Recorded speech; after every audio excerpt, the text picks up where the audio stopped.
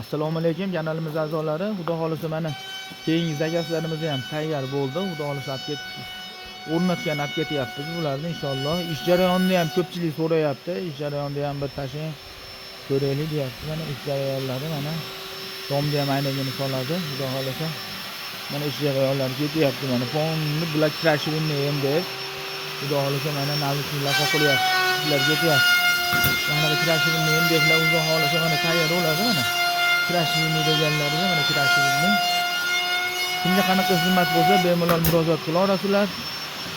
Xudo xolisa inshaalloh mana ishlar jarayonlaridan ham qo'yib boryapmiz mana.